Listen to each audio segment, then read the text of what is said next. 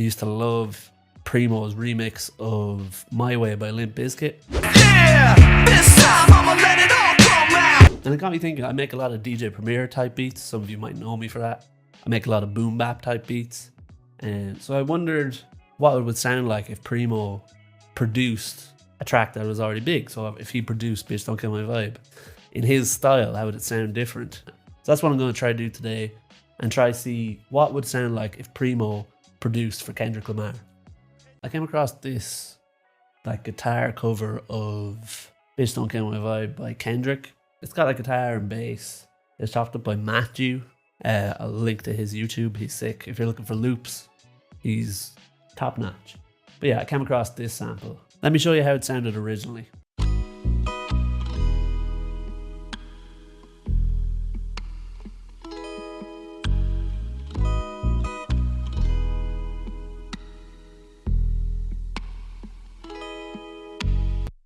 Crazy. Such a sick sample.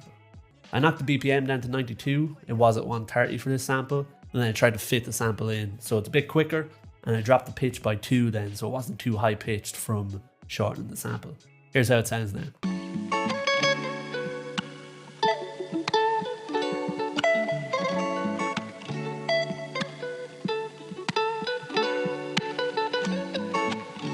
There's also this section, which I'm going to use for the verse. It has a little bit less going on.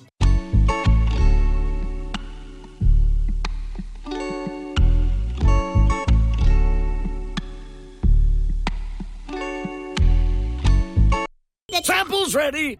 So that's literally all the beat basically. That's the main piece of the beat. It's got bass and stuff going on under it. So it's all there. So now it's just what would Primo do? How would his drums sound? What would he add to it? So that's what I went and did. Primo's drums are always super simple. More simple than you might even think. Sometimes they're even a bit quiet in the mix and he lets the chops do the talking. Other times they're kind of hard hitting, but it's always simple sounds, simple patterns. He never goes too crazy. It's not like crazy trap hats or anything like that. Because usually he's playing it on the MPC, so he can only do so much. Not like Arab music or any of those dudes, or Fred Again, going crazy. He just keeps it simple, lets the beat itself do the talking. Here's my best attempt at Primo drums. There's a load of Primo drum kits out there, like on Reddit or wherever you want to go. But he's normally pretty upfront about where he gets his drums from. You can find that easy. It's all the classic breaks in hip hop that are used. So he has usually just 3 or 4 elements, nothing mad. So he has your kick. He likes his kicks to be kind of like beefy sounding and to have sometimes a little hat on top from where he chops the breaks from. And it adds a nice little texture to the kick. Then for his hats are always super quiet, I've noticed in beats. I'll play some examples here. So you can see his hats, they're just kind of there providing the groove and, you know, getting your head going, but they're never distracting, they're never too loud. So I went with this one. He normally uses the same hat a lot. I think he's like 3 or 4 that he goes to. It seems like, I could be totally wrong on that, but it does always seem like he has a preferred hat. And then for a snare, the snares always sound that kind of like punchy, quick, not much reverb or anything like that. It's just so, again, so simple. So I just clone the main kick. So you right click, clone, and then I drop the volume down loads. You can do this in the piano roll with the velocity and stuff, but I find this is just the quickest way to do it. And I drop it in before a snare here and there, before a kick.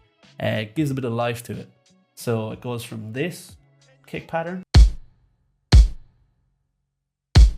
and then you add in the ghost notes.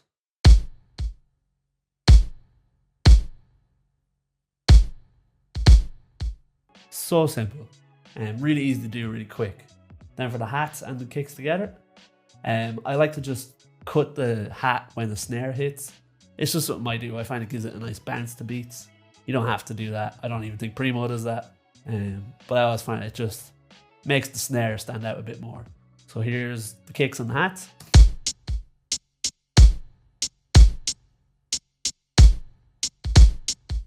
And here it is with the snare.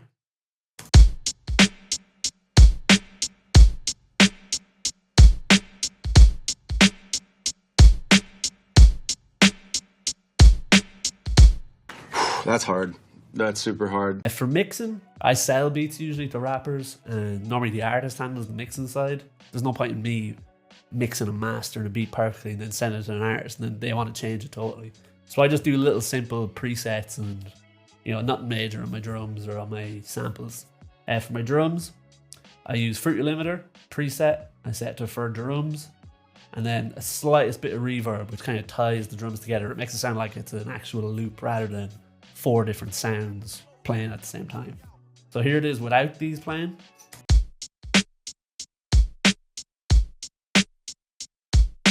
And here it is with the limiter and the reverb.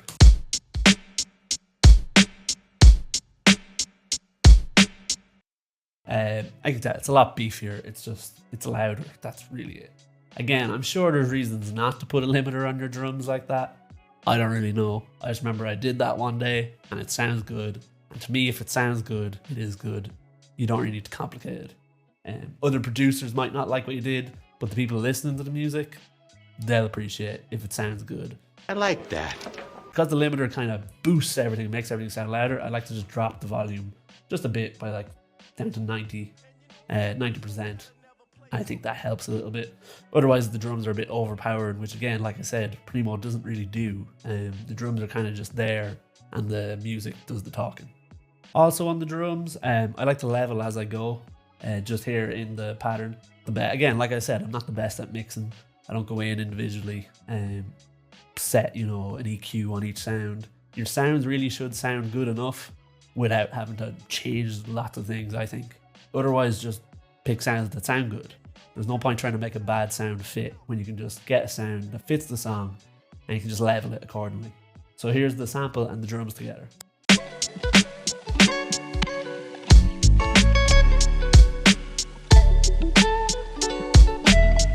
That's pretty much the beat. That is how Primo would do it. He'd keep things simple, and if it sounds good, it's good. This beat is pretty much done. I already have it arranged here, but I mean, that's all else I did to it. But I thought at the time that it needed a little something extra. Primo obviously is the king at the scratch hooks.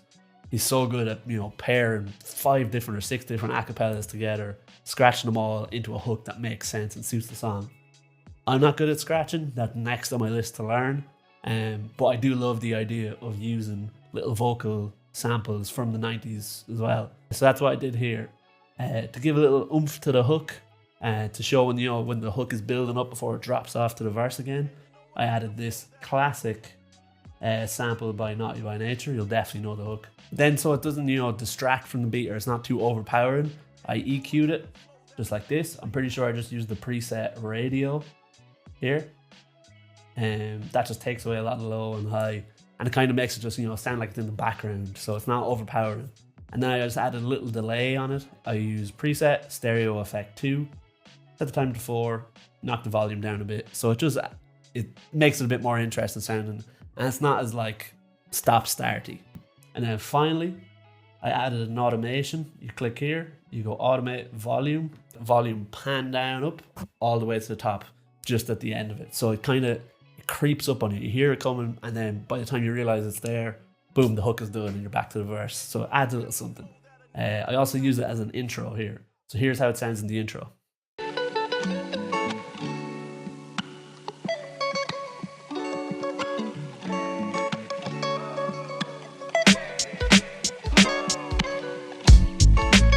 Final thing I added then was similar to the Naughty by Nature sample.